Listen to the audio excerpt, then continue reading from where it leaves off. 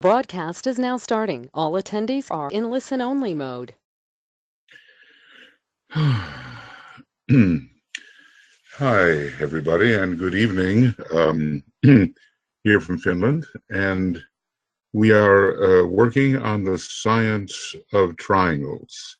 It's kind of a supplement to our normal triangles meetings, and I just want to alert everybody that is here. You know, we don't have a big group here, but I just want to alert you to the idea that science of triangles and the normal Ask Practical Triangles meditation will be on Wednesdays now, except, you know, perhaps for the time when there are full moons immediately around and so forth, and we sometimes pull back on things. But it's our hope that we can use the same link that you used to get here for the Wednesday meeting. And next coming Wednesday is normally the evening schedule. However, in the morning, we will have science of triangles again. So make a note of that, and we'll inform other people of that. This is an experiment on our part. So let's just have a little bit of an alignment here before we begin with the academic work. Trying to get this so it's focused correctly. And we'll just, all of us in the silence, just sort of feel our presence with each other.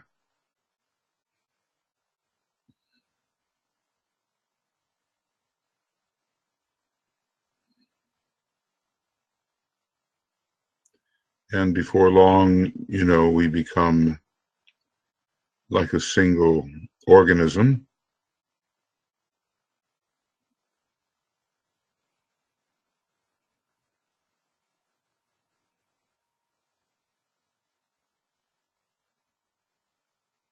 And we imagine that we are gathered together on the periphery of Master DK's ashram. And that from the ashram comes the type of knowledge and wisdom which will help us integrate into the task of spreading the ageless wisdom and expressing the divine plan.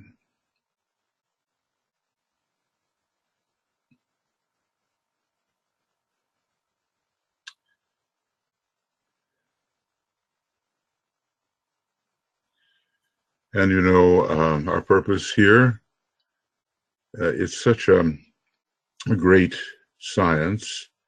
And although we have the microcosmic application that we practice every day with our triangles members, you know, thinking of our other two collaborators and seeing the light and the love and goodwill activate these triangles.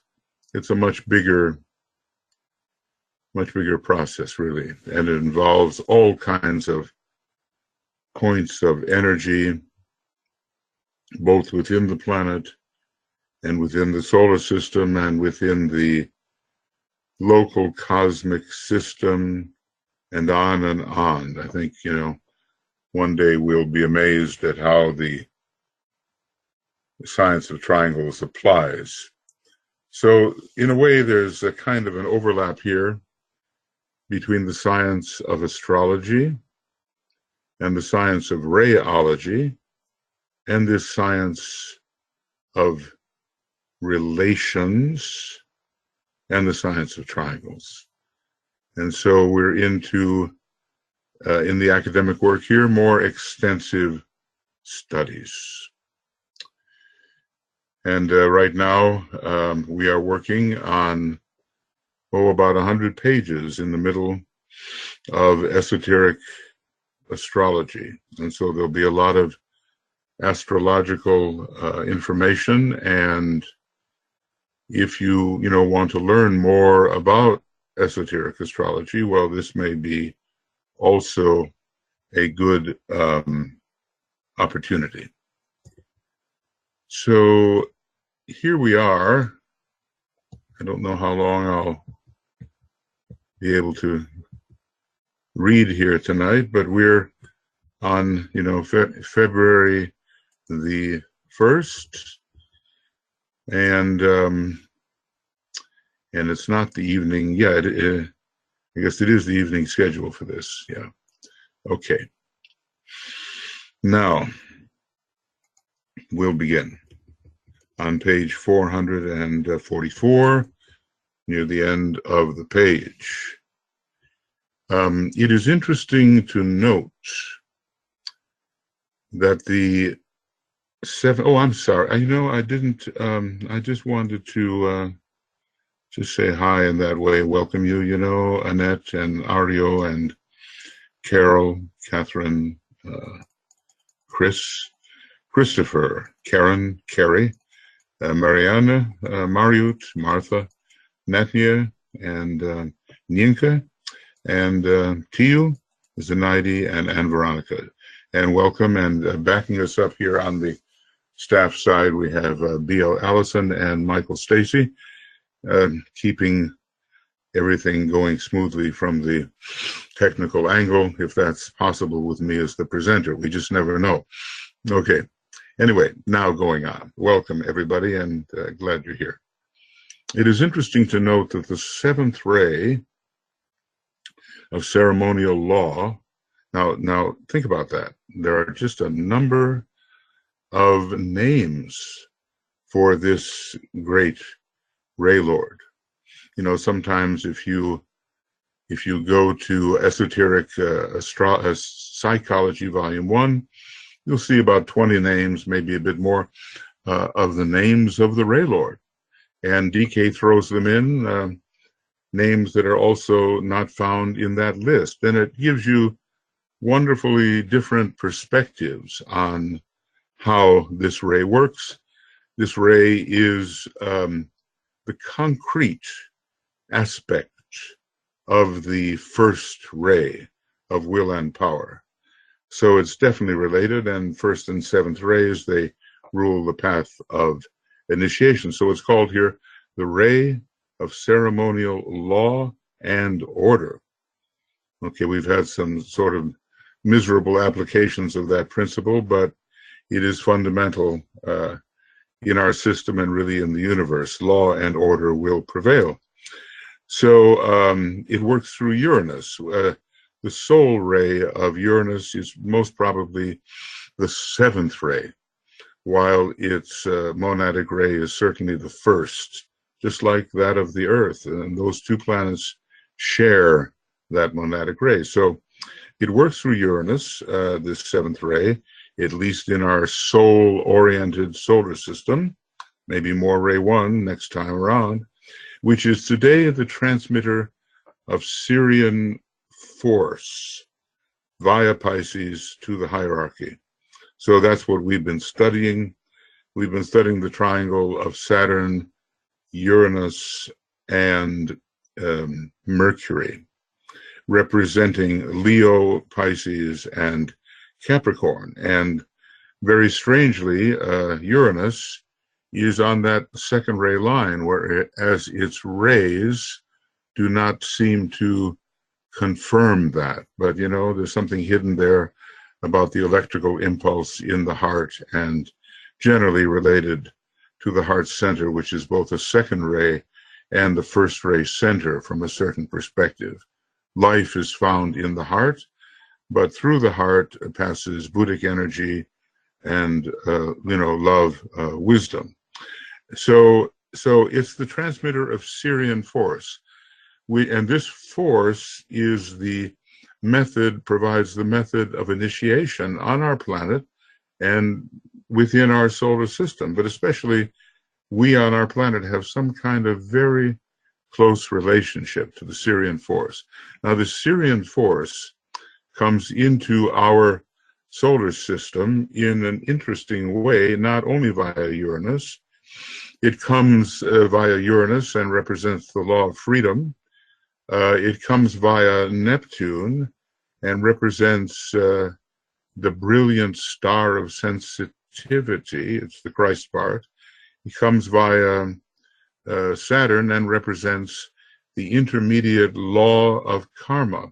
And then there's supposedly a planet way, way out there that takes about 360 years to go around the sun, just the way the Earth takes 360 something days. And some people have named it Isis. Now, Isis is also another name for Sirius. And in the Sirian mysteries of Egypt, Isis as Sirius is very prominent.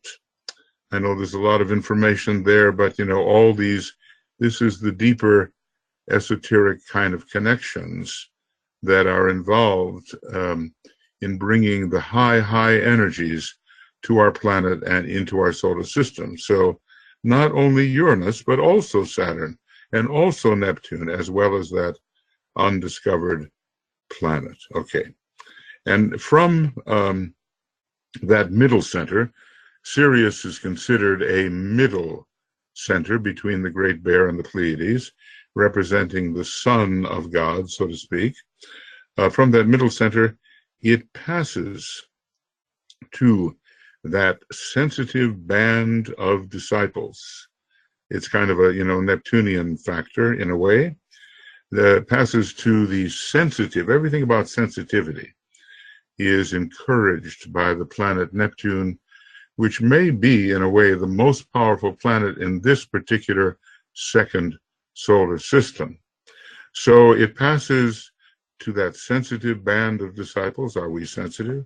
Aspirants and workers, to whose hearts and hands is committed the heavy task incident to the reorganization and the rebuilding of the shattered world structure. Now, this is being written in the 30s, and further shattering occurred, and the sort of, the law of reconstruction under Gemini had to take place.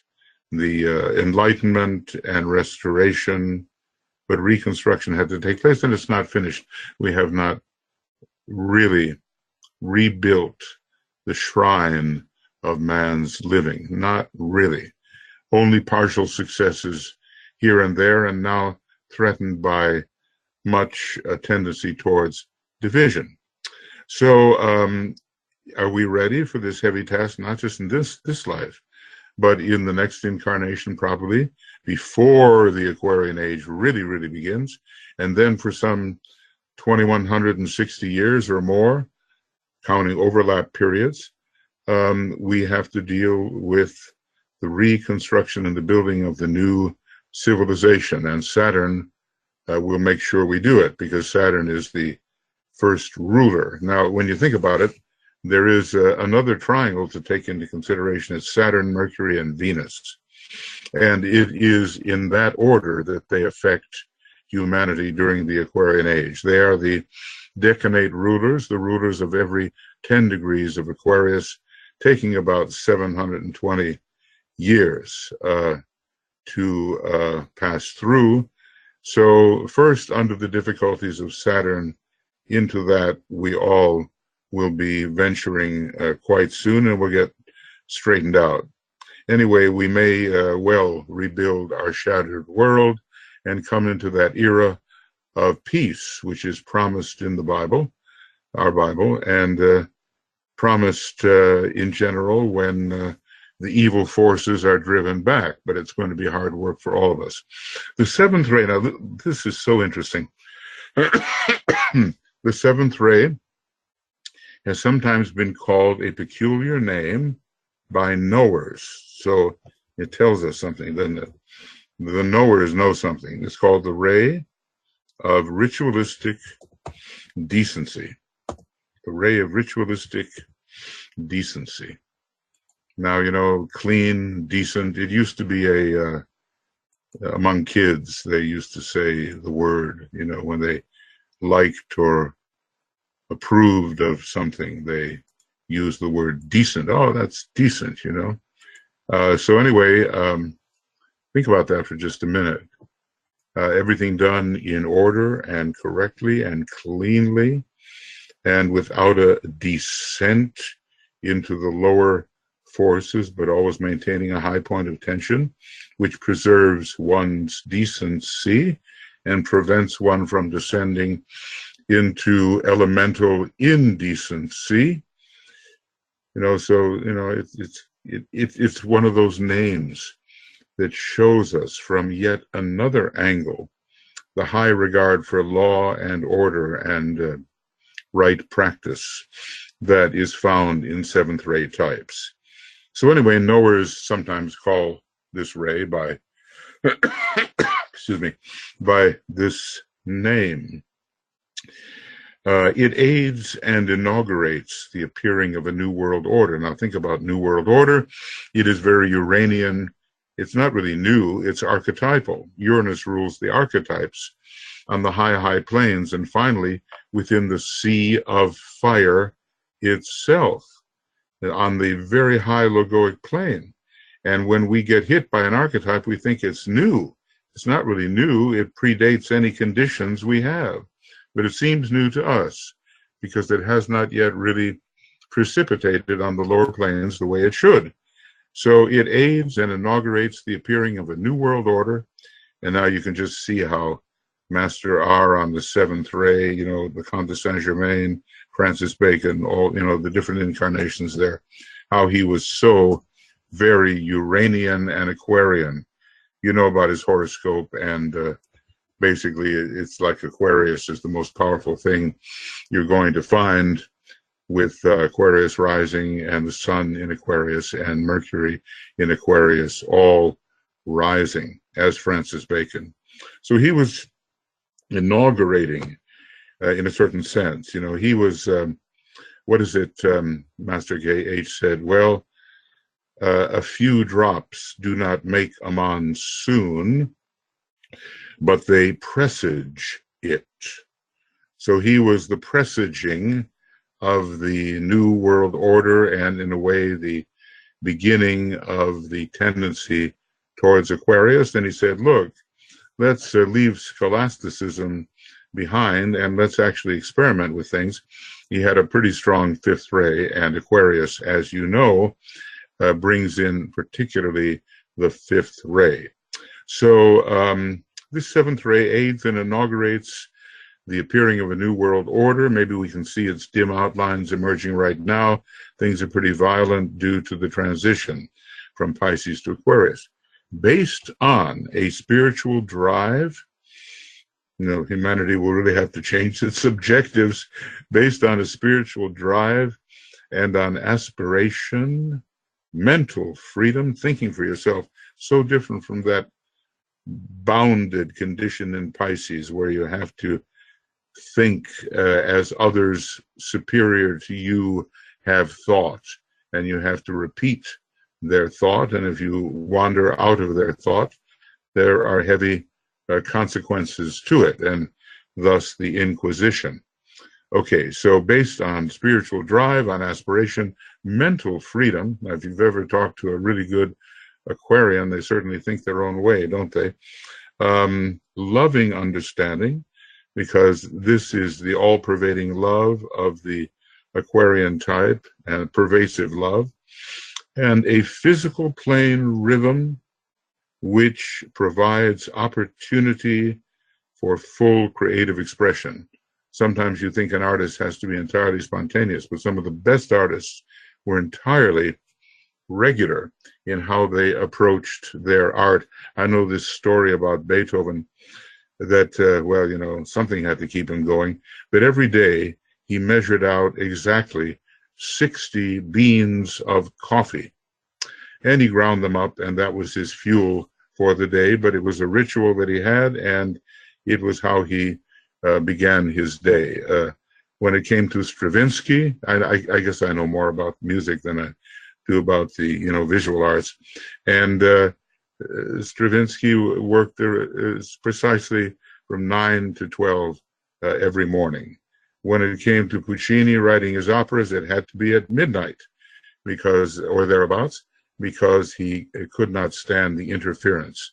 The whole village had to be asleep, but that wasn't the case for Schubert, and it wasn't the case for Mozart. They could be in a bar or a restaurant and write on a napkin some wonderful masterpiece. Okay, so anyway, the ray of ritualistic decency. I love that. You know, it's stuck with me, and whereas you can forget many things, other things you might not forget, and that one has stuck with me. To bring this about, okay, the reorganization and rebuilding of the shattered world structure, that's what we have to bring about, and we haven't, you know, we've rebuilt since the war, of course, and there have been many, many wars of a lesser kind. We've rebuilt, but we're not yet where the Tibetan would have us be, that's for sure. So to bring this about, energy from Shambhala, embodying the will to good. Now remember that Shambhala has a very big focus on the monadic plane, and the good, the true and the beautiful, or the good, the beautiful, and the true, represent rays 1, 2, and 3. But the will to good has something of the second ray in it, because it requires a pattern. And the second ray is called the ray of the divine pattern. So especially in this solar system, to fulfill love and wisdom is the good, and thus the second ray is implicated. To bring this about, energy from Shambhala, embodying the will to good, is fused and blended with the organizing energy of the seventh ray. Interestingly, the two healing rays, ray 2 and ray 7, although you can heal on any ray, but we need to blend the second and the seventh ray. And the first real court of Shambhala, above the 5 lower Brahmic planes, is the second plane down. So even though it's a first plane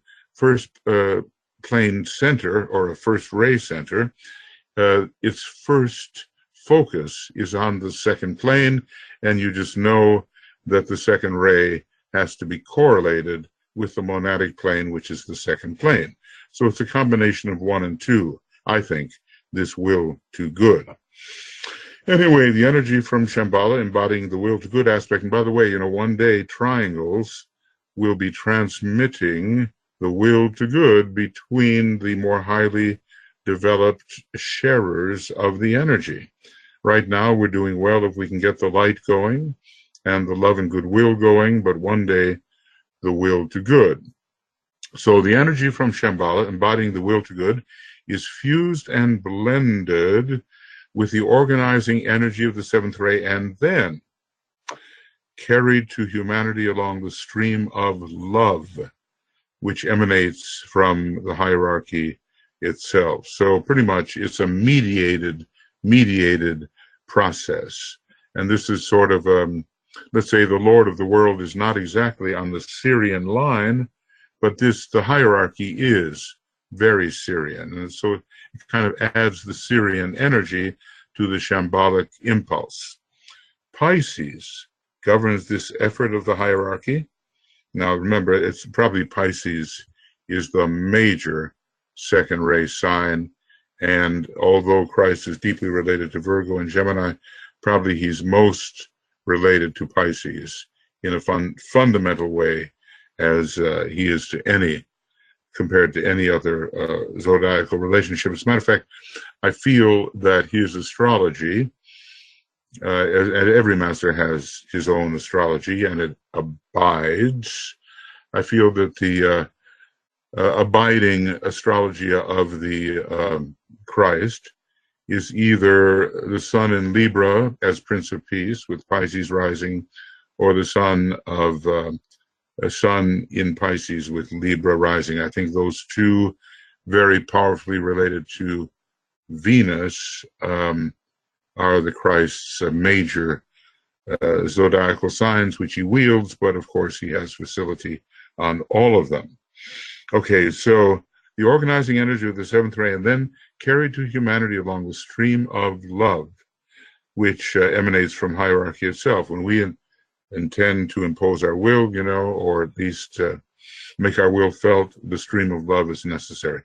Pisces governs this effort of the hierarchy because the highest aspect of Pisces, which humanity can at any time in any way comprehend, is that of mediatorship. That's why Alice Bailey thought she might have a Pisces ascendant. She was not so, schooled in astrology, and at first, before some other astrologers worked for her, such as Dane Rudyard, giving her a Leo ascendant, which was probably the case, she thought she might have the Pisces ascendant because she was a great mediator.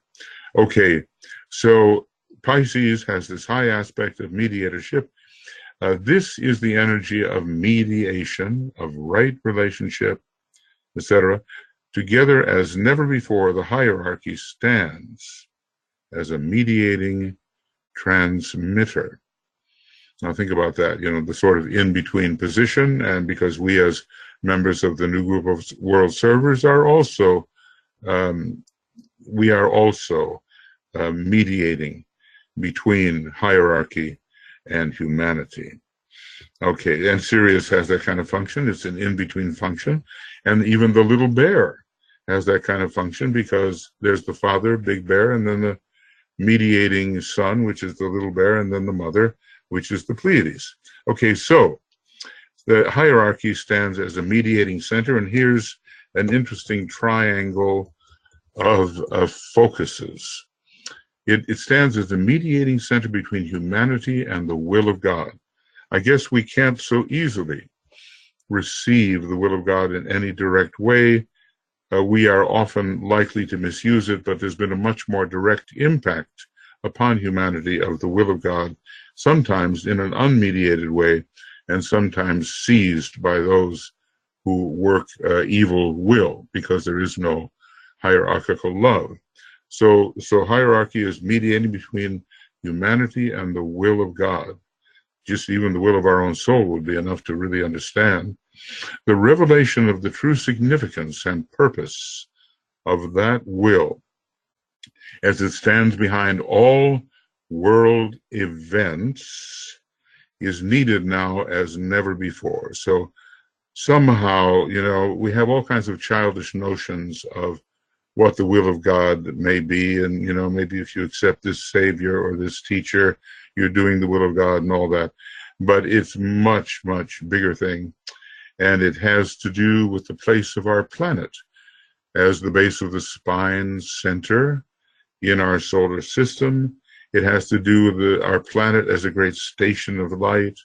It has to do with humanity as a great mediating center and station of light. Every kingdom carries out some aspect of the will of God, and we are human beings, we don't know about that yet, but in occultism it is presented. Okay, so the hierarchy is somehow revealing to us what is God's will, and eventually the angel of the presence, that part of the solar angel which is really within our causal body, presents us to our own monad, or represents us to our own monad, and then we understand a higher notion of what the will of God may be, because our monad is part of the will of God. Every monad in the solar system, and beyond and beyond and beyond, and really there's only one monad in all cosmos, is mediating the will of God, or is intended to manifest that will of God. This can come through a closer relation between hierarchy and humanity. So basically, when we apply to our own soul and try to contact it and become a soul-infused personality, we are drawing closer to the will of God. We can be informed by the divine will and the divine purpose when we really apply to the middle center, which is our own soul. So they're not opposites exactly, but they are representing the first aspect and the third, and hierarchy is mediating between them. Now, what else is hierarchy helping us do? You see, there's a triangle here, obviously, isn't there? Hierarchy, humanity, will of God. There's a triangle. There's a triangle here. hierarchy, humanity, and its karma. Now, maybe not all of us are brave enough to say to our master, okay, I just want the whole load of karma dumped on me now. I want to get through it and get rid of it. And there was a man that did that. He was a very high soul, and he suffered grievously because his master granted his wish. He was the equal of HPB. His name was T. Subba Roy. He was an Indian at the time of the founding of the Theosophical Society from India, and he, got just dreadful disease, but his karma was precipitated, and I assume the decks were cleared. But not all of us are ready to receive this incredible download of karma. We sometimes think, okay, let's have a download of ideas or inspiration or intuition, but a download of karma, we're a little more wary of having that. So hierarchy is mediating between humanity and its karma. Now think about that. The solar angel, which is a hierarchical representative, mediates between the individual man and his karma. So the solar angel determines how much karma can be released into the life of the individual. Okay, and that's an interesting idea. The solar angel is in that sense a karmic lord. Anyway, humanity and its karma, for it is equally essential that the laws for the transmutation of karma into active, present good are clearly grasped. Now, what are those laws, for the transmutation of karma? Well, it's not passivity, they deserve that, so let it happen to them. It's not that. The passive viewer of the karma of oneself or others cannot transmute karma through right action. And Master Moria speaks of this quite a bit. He even says, look, be a fleeting arrow, an arrow that flies through the air, because then the inevitable karmic arrows will glance off you without producing such ill effect as if you were just sitting waiting for them to hit. Hierarchy tells us that what this action is, it's always based on a lovingly wise response. So it's like love is a great factor for harmonizing karma and produces the balance. This relates to the idea that Libra is not only a third ray constellation, but it has devotion, some kind of divine understanding along the second ray line associated with it. Okay, so, can we respond wisely and lovingly to our own condition, to the condition of others? Can we harmonize our karma? Can we fulfill? Now, if we respond wisely and lovingly, we are, in fact, under the kind of pressure, it is a kind of pressure, of the solar lord within us, whose nature is of the second ray and also of the fifth ray.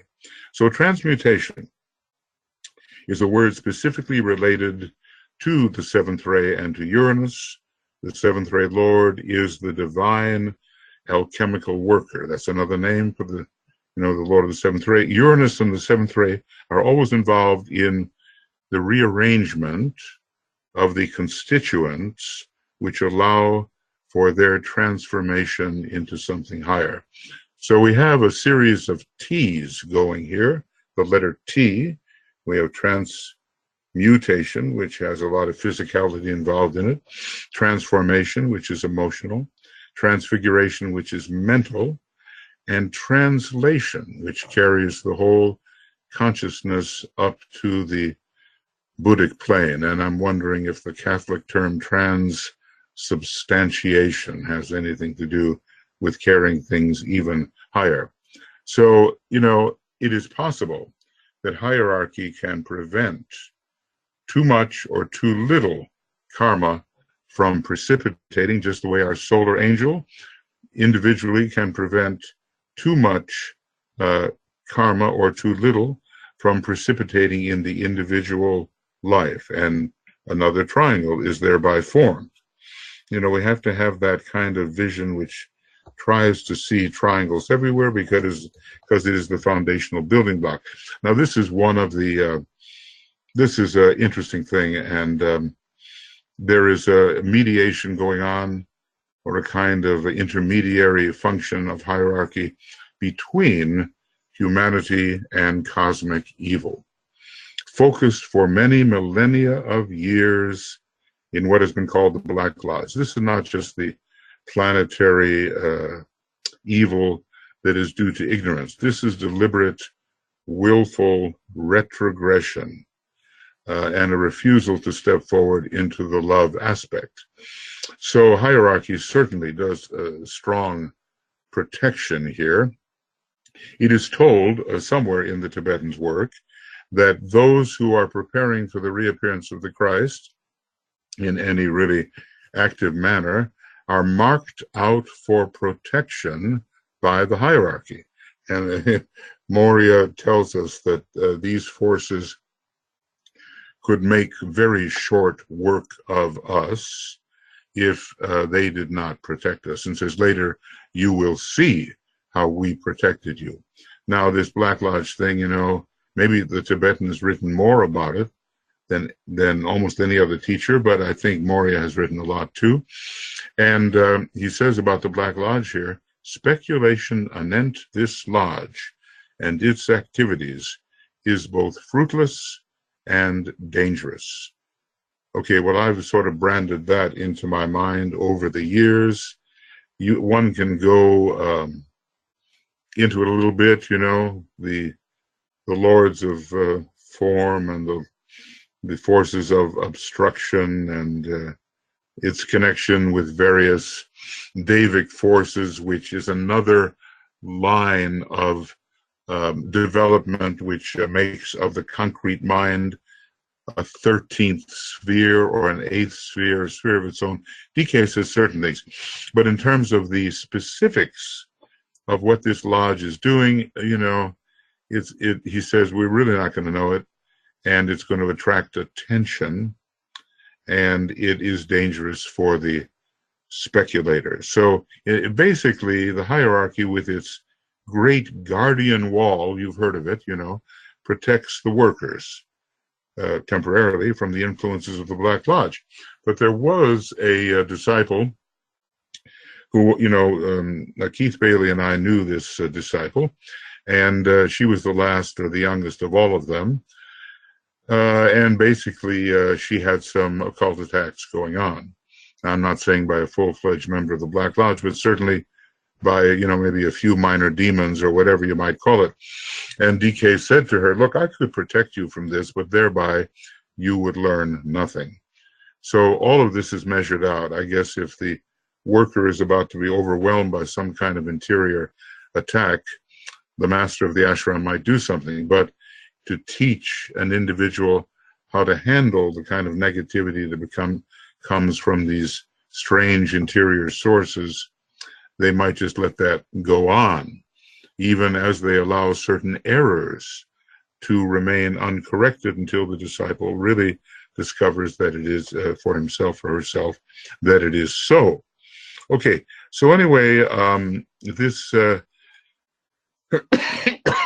this group related to the third ray, I think they all have, the majority has first ray souls, and maybe third ray monads coming from the previous solar system, or but not first or second ray monads per se. Somewhere I got that kind of idea that they either have the first ray soul or their sub ray of the soul is upon the first ray, and DK basically told us that about Hitler and his evil gang. All 7 of them, they had the first ray on the soul level in some way. So this latter fact is responsible for the widespread attack made upon Masonry during this century. You know, Masonry attempts to revive the ancient mysteries, and efforts are going on now, you know, with AUM and other groups to lift the spirituality of Masonry and restore it to its original beauty and value.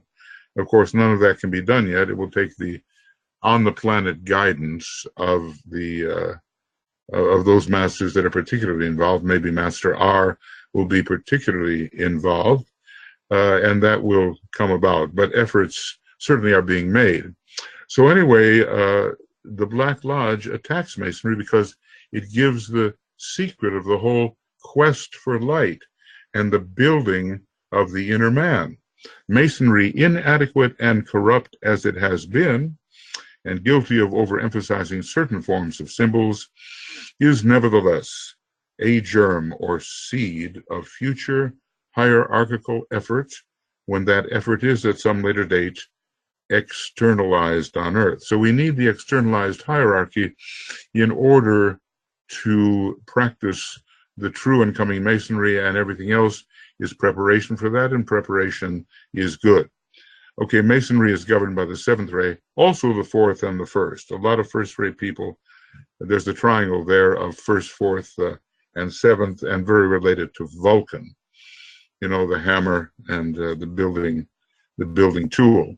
Masonry is governed by the seventh ray, and when certain important changes have been made, and the spirit of Masonry, and that's the book by Foster Bailey, really it's the book by the Tibetan, taken down by Alice Bailey, and put out under the name of Foster Bailey, who was a Mason, so that it would be at least read. Okay, and the spirit of Masonry is grasped instead of the letter, the dead letter, then we shall see a new form of hierarchical endeavor appear to aid in the restoration of the ancient and sacred mysteries among men. Now we know that the Christ will come, and we know that he will be offering at least the first initiation on the physical plane through the church. And we imagine also that initiation will be offered through the Masonic ceremonies when they are brought into that condition that is truly initiatory and not simply a practice of what initiation may mean. All through three types of groups. Another triangle, right? Another triangle. First-rate types are served by the Masonic organism. Second-rate types are served by the church organism.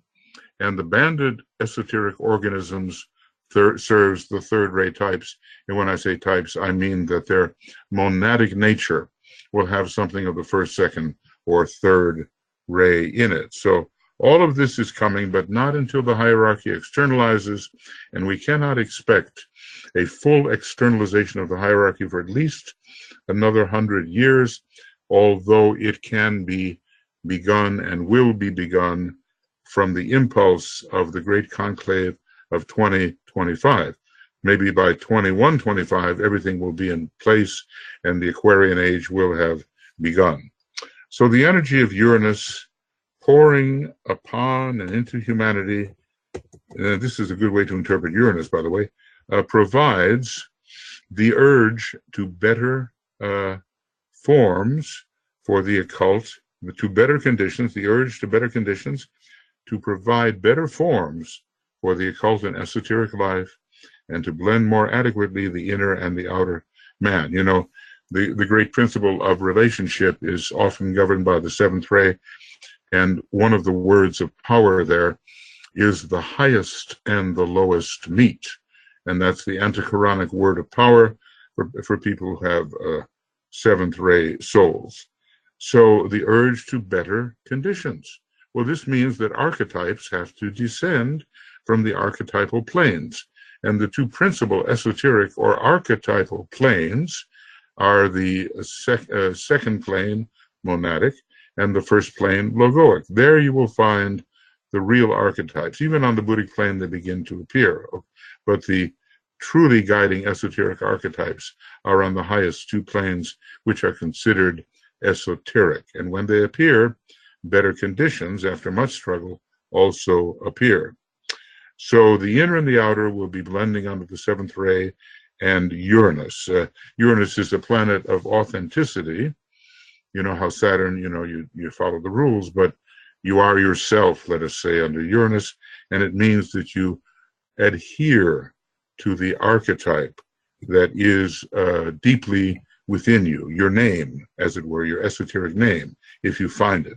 So this is one of the reasons why the moon is spoken of so often as veiling Uranus and some other planets, as you know. The moon is frequently used as a blind when Uranus is meant. And really, you know, if you go down here and you look at this is the one, I think this is the one, and you look at this particular chart of the creative hierarchies, there it is, and you'll see that the moon is there, but it's really somehow veiling Uranus. The moon is there, its color is violet, but the moon is dead and maybe has no color, you know, but is somehow veiling Uranus, whose color is violet. Okay, so the moon, you know, as well as veiling Vulcan and Neptune, it is the veil for Uranus so very often. So the moon is frequently used as the blind. Today, and this is so important for people who worship the moon, you know, it's just not occultly sanctioned. The moon is a dead world. And the reason is that, now listen to this, in terms of Uranus ruling all kinds of migrations and transferences. The reason that the moon is dead is that the Uranian urge for, you know, transference or, you know, motion going from one center to another, the Uranian urge became so strong in that far distant time when there were living forms upon the moon, and it was failing, by the way. The Lord of the Moon was in the process of failing.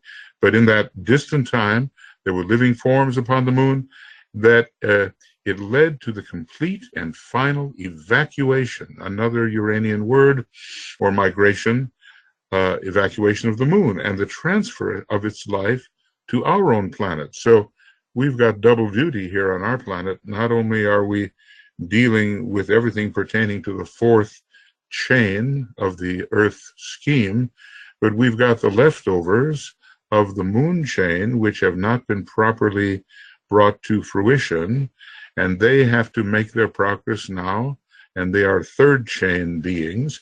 They have to make their progress in the fourth chain, and there's going to be conflict, and DK talked about that with the problem of capital and labor. You know, apparently capital comes from the moon and from all that intelligence, and the labor comes from the earth chain people who have not, in general, so fully developed their intellect, and they end up serving the more experienced and intelligent types. So it's a dead world. The Uranian urge became so strong because it really was going down, you know, and the people on the moon, there were individuals on the moon, you know, they needed another place to work things out because it was destined for destruction. Now that we're, you know, China has gone around to the dark side of the moon. It's going to be very interesting. Sometimes you hear conspiracy theories, and maybe something's true about them, that the people in NASA, you know, are airbrushing out certain indications, certain vestiges, which suggest that there was habitability on the moon in at a long distant time. But we'll learn more about that, you know, I think, as we go.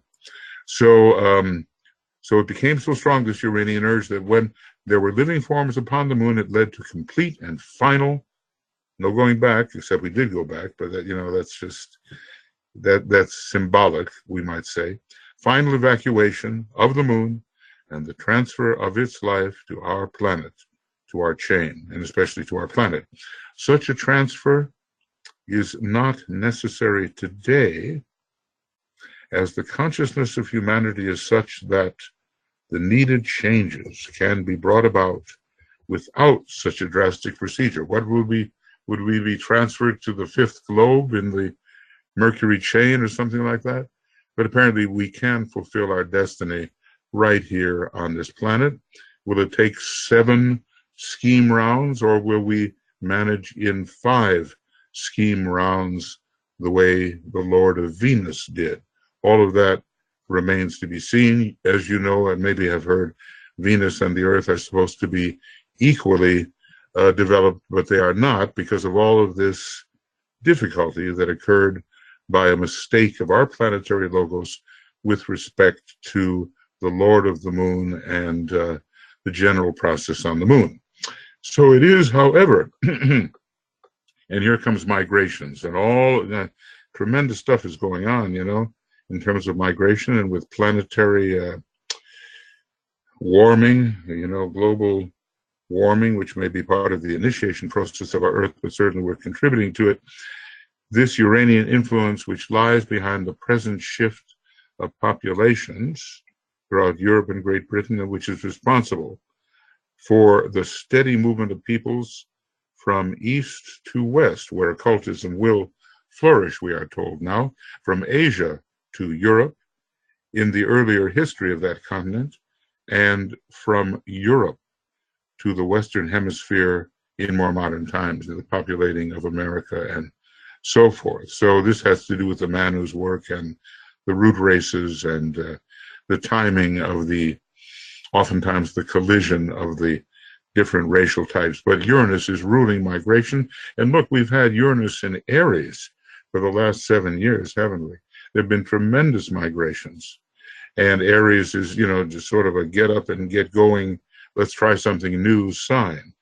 However, if you look down at what's happening in Australia in terms of the heat and in terms of the extreme frigidity in Chicago and that area, you see that global warming is not just getting hotter, it's getting hotter and colder at the same time, and may provide the kind of extremes which require migration and make areas of the Earth uninhabitable by the populations that live there. So we face many, many challenges, and a lot of this will be faced in the coming decades and in the early part of the Aquarian age.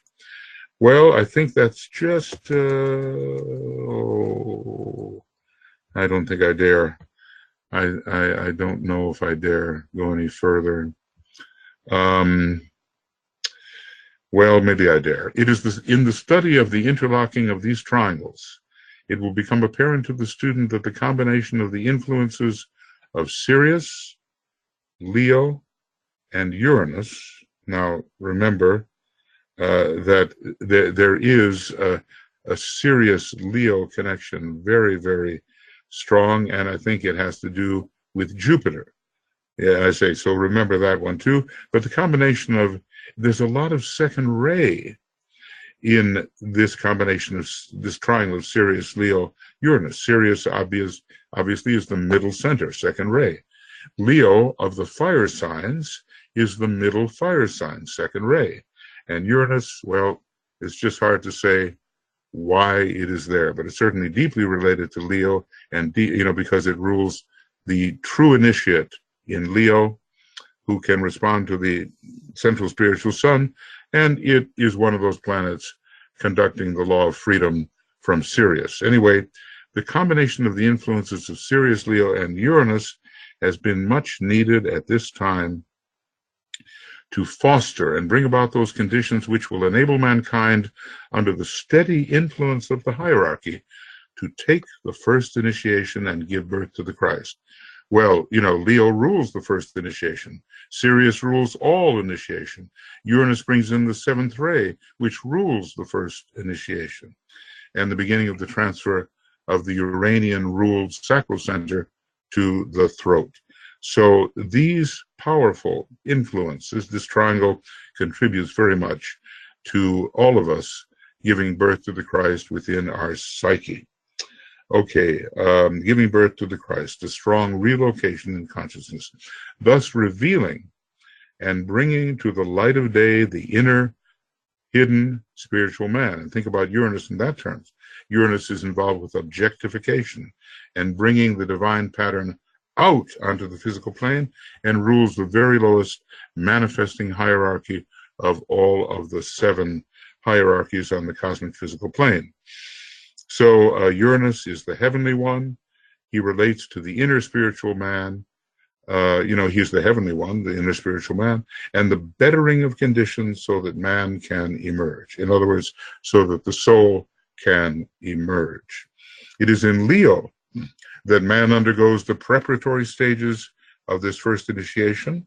Now, either his rising sign or his sun sign, either one would be enough. He finds himself and becomes self-conscious. Just as he did 18 million years ago, he became a human being. Now you become a soul. He finds himself and becomes self-conscious. Then he arrives at the stage of intelligent discipleship somewhere near the end of the fifth or Leo petal of the egoic lotus. He formulates a conscious inner program or purpose under the steady pressure of the life of the indwelling Christ. The indwelling Christ is the sun god. Leo is the ruler of the sun god. There is pressure to enact a divine purpose, and he begins to exhaust and deny the demands and desires of his lower nature. Now, this is especially the higher Leo type, and all of this is transpiring in the fifth petal of the egoic lotus, which it takes a long time to unfold. You'd hardly recognize a person going into the early part of the fifth petal from what emerges at the end, the initiate of the first degree. This cycle of experience is followed by a painful life of conscious reorientation. We call it the reversal of the wheel, and Uranus is the planet of reversal and reorientation, which will lead to the polarization of consciousness in a different vibrational location, namely the soul. So anyway, it's a cycle, it's painful, and you can see a lot of people heading for it when they're just emphasizing the personality too much. It's a cycle wherein he achieves balance and begins to stand, let's say, in an early phase of spiritual being. So Leo and Libra are ruling the reversal of the wheel. I'm just about at the end, okay? So when you have a horoscope with Leo rising and the sun in Libra, or the sun in Leo and Libra rising, it's very good for the first stages of the reversal of the wheel, where against all odds you start to respond to the higher of the pairs of opposites, soul and personality. Finally, Leo is a fiery sign, and on the fixed cross it stands for fiery pain. Remember the fixed cross? Blinding light, fiery pain, bitter woe, liberation. Those are the four fixed signs. Finally, he stands ready for the ordeal and the accolade of fire. And then it can be painful, preceding the first initiation. And at that final stage today, humanity stands. When, as is now the case, so Leo is so important at this point, and it's the will of God under that Shambhala impulse that humanity take the first initiation. When, as is now the case, the influence of Uranus is added to the other influences, and the seventh ray is at the time entering into a major cycle of activity on Earth, a 2,500-year cycle, and then, who knows, maybe a cycle to accompany the great Platonic age of 25,000, maybe, okay. There is then present the energy needed to precipitate the crisis of initiation. And it is a crisis. It's not just a smooth and easy move. You tread the burning ground, okay, and produce a great dynamic awakening. Astrologers would find it of interest to note similar combinations in the individual horoscope. So both humanity and the individual are ready. Well, I didn't know if I'd get through this. I guess I just pushed on through, and I hope you don't mind. I know there's a lot of information here, and I hope that you took some notes about what you might like to inquire about. Perhaps I want to do a little housekeeping here if I can. Okay, and I had to move you over to the other side here. Okay, so what did I just do? I think I just lost my way is what I did. Okay. Now I'm going to I'm going to put this down. Just take a second, and then I'll respond to your thoughts and your questions. Okay? Just take a second. I hear some kind of very strange noises. Okay. Could it be a dog? I don't know. Okay, 01, and it's February. I'm sorry. I know this is not too interesting. It's February and the 19th. So it's just one February 19th, and we're at the end of number 28. and our academic reading. Okay, and then the next one will be number 29. This obviously you understand that what we're talking about is synthetic occultism, with the science of triangles being a major synthesizing factor. That's what we're talking about, okay? So some of you, I don't know if you wanted to come along for the astrological, rheological ride, but here it is. And okay, so this takes us to 444 and 445. And where are we in terms of our page number? I got to do this now, otherwise I will absolutely forget. 447. Okay, so page 444 to 447, and the next one will be 447 and onward. It's going to take us a little while, to get through this 100 pages, and then all kinds of things await for us about specific triangles of an astrological and rheological nature. And this one will be the morning, sorry, my typing went under pressure, and morning schedule, and it's going to be on Wednesdays. Okay, Wednesdays, that's the change. All right, so friends, I know I went on quite a bit, but I wanted to finish that section. And the next section that we have to deal with, well, maybe there's a little more. Okay, well, this will be interesting. And different triangles are being presented here. Just put on your astrological hats, and your rheological hats when you're thinking about triangles, and all will be well, and you will learn this stuff, and it will become part of your memory and part of your working knowledge. All right. So, Michael and BL, where are we? Does anybody want to say something? Anybody on the staff want to say anything at first? Anybody? Okay, because you can, unmute yourself if you wish to speak. So that's BL, Michael, or Tuya. Yeah, go ahead. Next Wednesday is February 6th. Thank you. That's a help coming from a 7th grade personality, right? I appreciate that. All right. Sorry. Yeah. Tuya and I have worked this out, and it is now our opinion that we will keep triangles on the same day. It's a good day. It's a Mercury day. It's Wednesday, and we'll keep consistent on Wednesday. Different types of triangles work. The practical work, yes, and then the more speculative work, such as we've been doing today. Thanks for that correction. Now, are there any hands? Okay, Ario. I see Ario. Okay, Ario, go ahead. Okay. It is said that here in this Earth school cycle is about 60 billion beings, human beings, and human monads.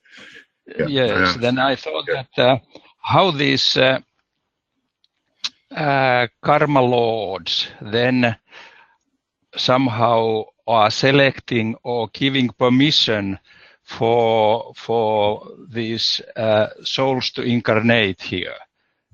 Is it? Well, they're very smart. These karmic lords. They have studied divine mathematics, and everybody is measured by vibration. And now, Ario, I want to say one thing. I used to think that the proposition that there are 60 billion human monads related to the Earth scheme, but then I studied it further, and I saw the Tibetan speaking of the solar system as a whole. 60 billion human monads in the solar system as a whole, so I don't exactly know the number for Earth, and 140 billion self-conscious Deva units. So we have a much more Devic system than a human system in our present solar system. Now, of course, these karmic lords are incredibly incredibly advanced beings. I mean, you know, they're as high or higher than any planetary logos, you know.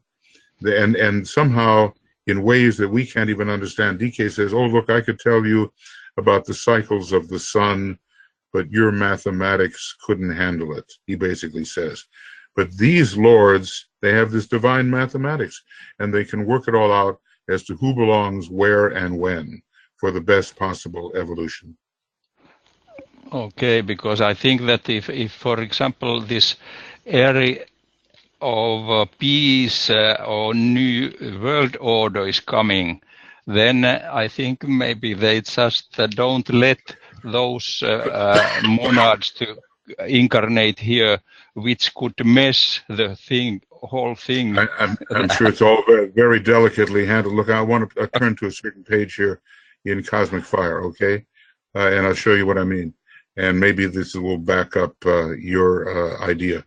So this is 1082, and here are different types of monads. And notice here the cyclic sons of peace and the recurring sons of war. And you know, there are cycles that allow the entry of certain types of monads and forbid the entry of other types of monads. Now, I'm pretty sure that the recurring sons of war are Martian monads, and the cyclic sons of peace are greatly influenced by the planet Venus. So this is an amazing little chart, and there's more to it, actually. Let's see, a little 1081. There's another, here it is. These are types of monads as well, and have to do with the stages of development of the monad. This first 13. This is in a treatise on cosmic fire, and then when we go down here, we learn about sort of the origin of these various monads. Sons of the sun, points of lunar origin. You know, the monads that were incarnating on the moon chain. Well, here they are, and other, you know, names. Monads are called flames, you know. So if we could, you know, really penetrate what's being said here, we would understand a lot that the karmic lords have to balance in order to create different kinds of periods of peace. And war will come, you know that. War is existing in the heavens, even between the planets, the war in the heavens, you know. And the recurring sons of war, they will come back. But every group has its proper function. So we just have to trust, you know, we have to trust. Okay, because in some other information, it has been also thought that the humanity will be divided for those who want to develop themselves slower, and for those who go then a little bit more with more speed. Okay, well, that's coming up in 10 million years, roughly, or longer. It's called the Judgment Day, and Okay. and basically it's in the 5th round, and at that time, 2/5 of humanity eventually wind up in the scheme of Mars, and 3/5 remain on Earth, and every one of them is at least on the path. And that day is coming, but you know, by that time, who knows, you know, what condition the solar system will be in and where we will be. It's millions and millions of years ahead, but it is coming, that particular Judgment Day. It's not what the Christians think Judgment Day is. You know, your body lies rotting in the ground and suddenly it rises up and you're stuck with it forever. You know, it's not all that appealing, is it? So anyway, the Judgment Day is something different. Okay. Thank you. Okay. Another housekeeping issue. The next, if you go back to the compilation you're working from, it's Science of Triangles number 29 rather than 30, which is the next one. Wait, what did we end with this time? 28, didn't we? Yes, this is 28. Yeah, you're right. Okay, good. Nice to have something accurate when possible. All and, right. And a big thank you to Carrie for that. And Tuya has a comment. Okay, very good. Okay, Tuya. Thank you, Carrie. And Tuya, you go ahead. Just okay, I'll do it. I actually wrote it somewhere. I don't know where it went, but it was just a note about that our planetary god is called Mahadeva. When you were talking with Arya Soul, it's now gone already, that issue. No, but it's interesting. Mahadeva, you know. As a matter of fact, there's there's something, you know, about Sanat Kumara called the Most High. But the important thing about Mahadeva is that when you get to the level of the planetary logos, you can hardly tell the difference between a heavenly man and a heavenly deva, because the man and deva have somehow merged. So look, with respect to us, it is Mahadeva. But with respect to the solar logos, it's still a non-sacred planet. You know, even as the base of the spine, which our planet is ruled by a non-sacred planet, Pluto. So Mahadeva makes a lot of sense for the fusion of the human and the Deva system, and I think it's an interesting name. A lot could be researched there. I appreciate that information. Anything else, friends? Anything else? And Tuya, do you want to lead this little meditation when we get into it, or what do you think? Yes, but if you do that there, because there is this noise around me.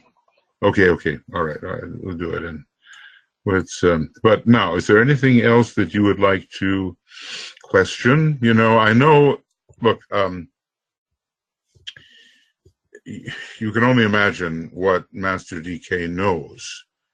I mean, he was responsible for giving. He's considered to be the most learned of all the masters, at least in our immediate hierarchy. And when he gave so much of the secret doctrine, you know, to Madame Blavatsky, and then he comes along and gives you cosmic fire and other things like that, and who knows what's coming next. And it can all seem a bit overwhelming, but to those who are persistent, the connections, the relationships, the understanding of the pattern will necessarily come. More and more, it will come.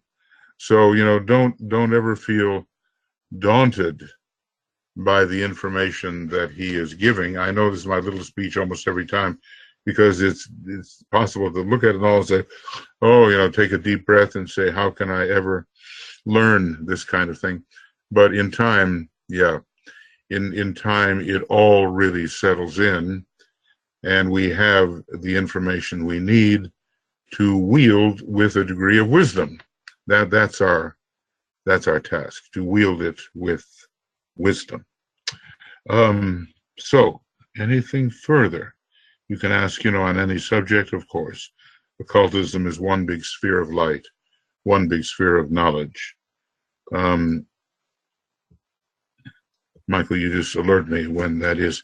But anyway, he seems to be, you know, sort of wrapping up what Uranus and the seventh ray really mean to humanity, and the function of hierarchy in relation to humanity's relationship to really important factors like the will of God and karma and the Black Lodge. You know, these are, if you can just kind of generalize and summarize, you can see what he's doing here. It's largely spent on what the seventh ray can do to change human civilization, and how it will change human civilization dramatically during the Age of Aquarius. I mean, you can only imagine, can't you, living 1,000 years ago in the Middle Ages? Imagine that. Or even after Rome fell in the 500s and the 600s in the so-called Dark Ages. You can imagine what that was like. And in the future, the humanity of the future times, which will be us, of course, will look back upon our time now as a very, very undesirable Dark Ages. So we have so much to look forward to, and the incoming transformative, transmutative seventh ray is the big thing, that's going to lead us, along with the reappearance of the Christ, into all of these new possibilities. The divine plan, DK talks about the wonder of the divine plan. Okay, so when he uses words like that, yeah, go ahead.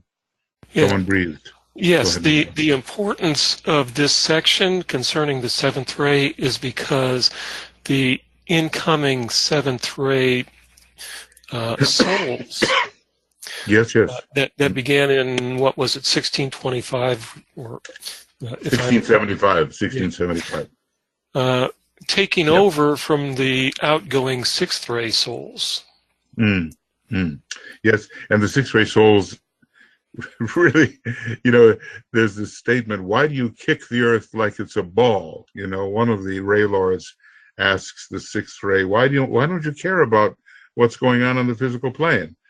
And the seventh ray does care, but need not get stuck in it, because the highest and the lowest can meet. So this is, I don't know, the seventh time that the seventh ray has appeared with Aquarius in one of its cycles, and it's very full of opportunity. And of course, there's this fight going on between the good old days and the reactionaries and the people who are hanging on to for dear life with the old way, which they believe is all there is, and the Uranians, which are, Aquarians, which are trying to break into new archetypal possibilities. And we're witnessing that all the time. It's very dramatic on the world stage right now. A lot of these reactionary governments, selfish at heart, and foreclosing and excluding any better way, are coming into power. So it's going to be a big battle here, and we're part of it in our own esoteric way. Yeah. Okay, anything else? Thank you, Michael, for that. Let's see, question?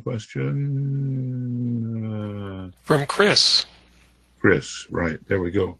Okay, right, Chris, just another thanks for you as the middle point of a triangle of, what is it? It says of DK, oh, yeah. you as intermediary, and us. Yeah, that's a nice thought, and maybe one day it's going to be true. But thank you, Chris. I mean, I just, from the time I found this teaching, I loved it, and I began with the Secret Doctrine and theosophical books, and I kind of reached tentatively for the blue books at an earlier stage of my life, and I guess my hand just trembled or something. I thought I'd do the Secret Doctrine and other Blavatsky books first, and then one day, coming home, how interesting, I think, coming home from an opera. I used to be an opera director. Coming home from the Magic Flute, which is a truly Masonic opera, I went back to my college of origin, and I had a long way to travel. And coming back from that performance of the Magic Flute, I said, hey, why not stop at Adyar? Or Wheaton, Illinois is at Adyar, whatever, Alcott, Adyar. It's the theosophical headquarters. And then, if I stood on my tiptoes, I might be able to reach where they put the Bailey books. It was a big stretch. But I they kind of fell off the shelf in a way, and I took them home, and that was that. So that was 1971, and, I said, well, this is it, and we all know that we cannot absorb. We just can't absorb what we've been given. As DK modestly said, I've given you more than you can ever absorb, and how absolutely true that is. But, we cannot lose the faith. We just continue to steep ourselves in the teaching and apply whatever we can. And before you know it, the principle of absorption is really working. And you will find by reading the words of the Master especially.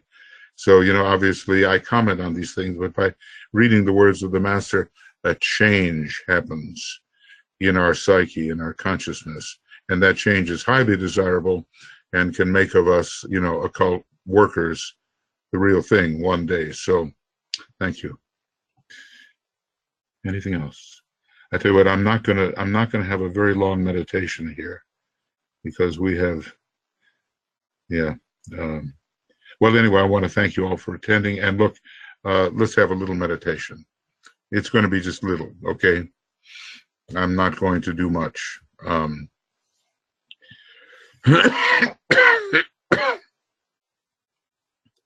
Because, you know, that can happen on our Wednesday and your daily work.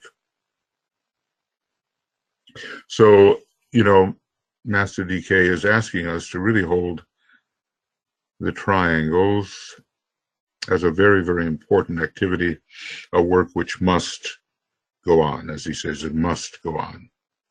And when we start the day, you know, he's basically saying, rest back and close your eyes and link up with me, your friend, a master. You know, well, it's so beautiful that hierarchy is friendship in its purest or truest sense. So he calls us and himself. He calls himself our friend, and he considers himself our friend. We link up with him, and we create this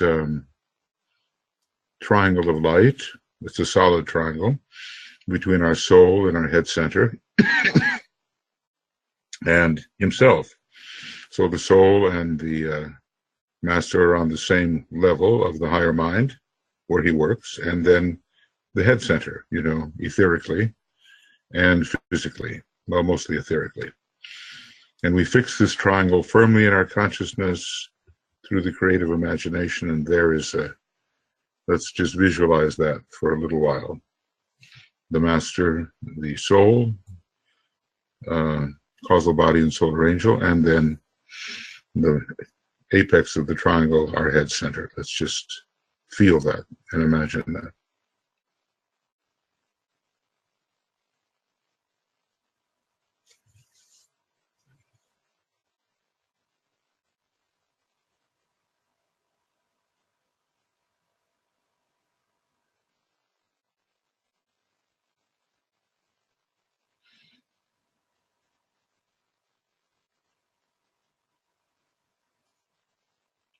And he basically tells us, you know, let the light descend. It's a kind of a golden orange light. Let the light descend and let it permeate every aspect of your personality and body, and bathe in it as if you would bathe in the waters of the sea. You bathe in the color, and he will do the rest.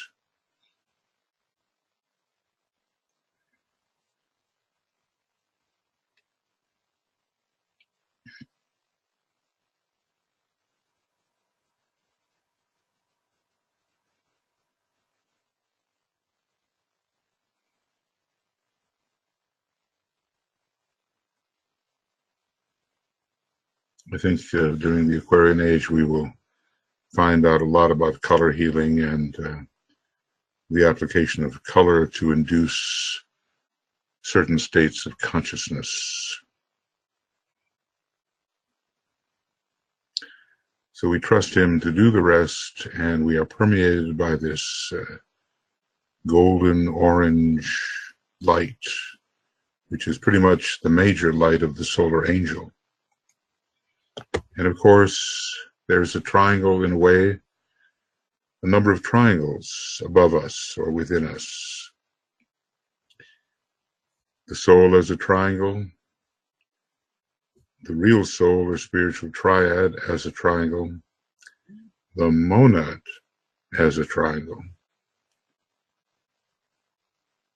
and even our planetary logos, Father, Son, and Holy Ghost, a triangle.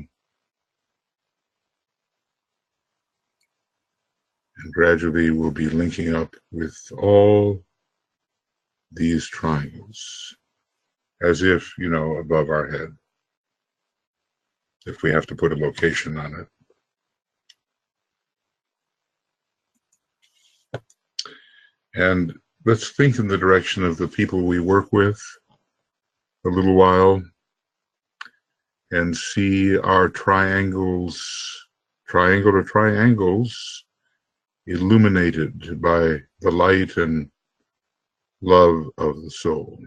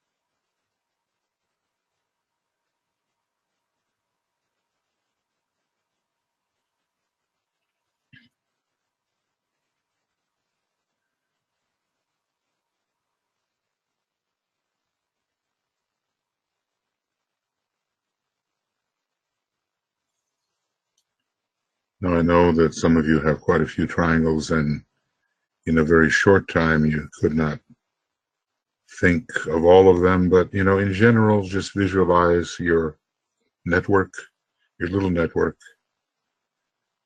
and feel the light and love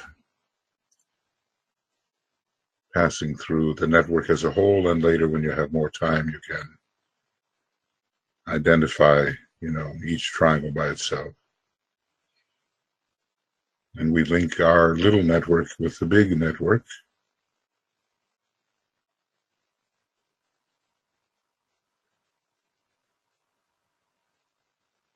That's the way we all come together and esoterically provide soul energy for those circumstances that are not going in the right direction because they are too charged with elemental life. We know that the three Buddhas of activity in Shambhala, who were planetary logoi in the previous major solar system, just think about that. They were planetary logoi in the previous major solar, so they are great beings, that they are really behind this project, and they use the project to help Sanat Kumara, because there's an emergency situation now. Even the great Chohans make their decision, but they don't move on. They stay to help Sanat Kumara. So you can read about these Buddhas and their particular function, but they do use, in emergencies, the triangles network.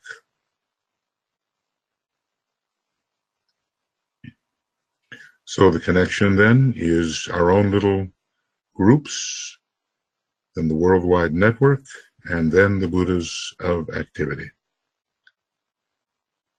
Just visualize that.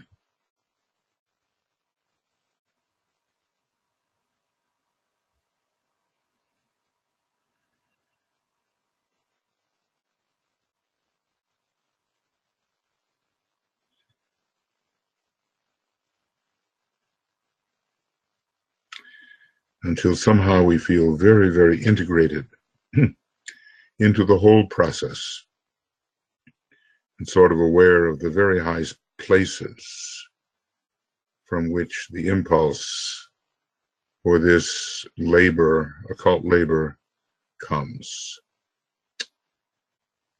Master DK, of course, I think he has a lot of the third ray on the monadic level. He works with the triangles. It's his function. One of them.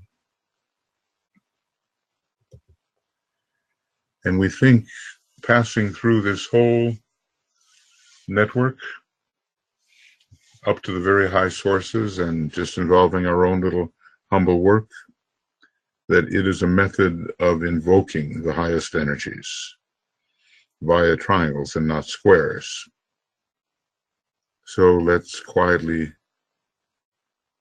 say the great invocation together, invoking that which triangles can give to the etheric body of Earth, which is made of so many squares, like non-sacred planets are. From the point of light within the mind of God, let light stream forth into the minds of men. Let light descend on earth.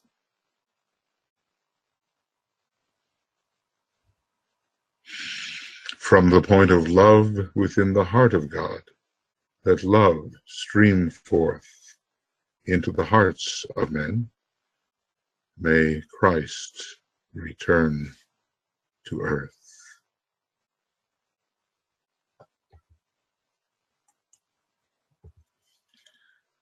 From the center where the will of God is known, let purpose guide the little wills of men, the purpose which the masters know, and serve.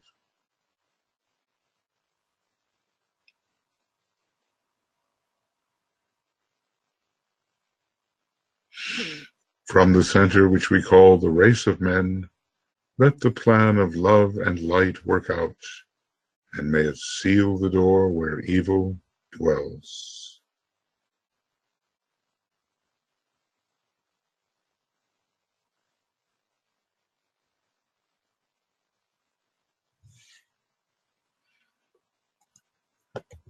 Let light and love and power restore the plan on earth.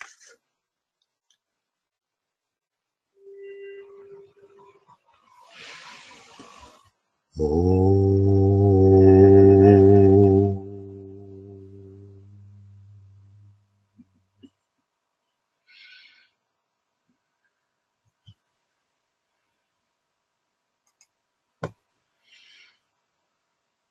So our goal is to help augment the number of true living triangles in the world, maybe until 100,000 are reached. The old story goes that that would be the turning point. It apparently came from Alice Bailey. Who knows, but the more the triangles increase, triangles of quality, the better. So we thank you for attending this. Again, a reminder, tomorrow morning we do not have the broadcast, but in the evening we have the Soul of Nations broadcast. I'm just having to change that schedule slightly because I have a responsibility which has to be carried out at that earlier hour. So you can join us, you know, for some work maybe in the destiny of the nations and a look at the political situation and the relationship between nations as their soul attempts to emerge. And, you know, I just want to invite you, of course, to join the Triangles Network if you're not already there, and you can write to us, globaltriangles@gmail.com, or write to Tuya or myself. And if you're interested in the Christ consciousness, and I don't see how we can't be, the Blue Rose Sisterhood creates or helps to create the chalice for the reception of this great energy of love, wisdom, the Christ consciousness.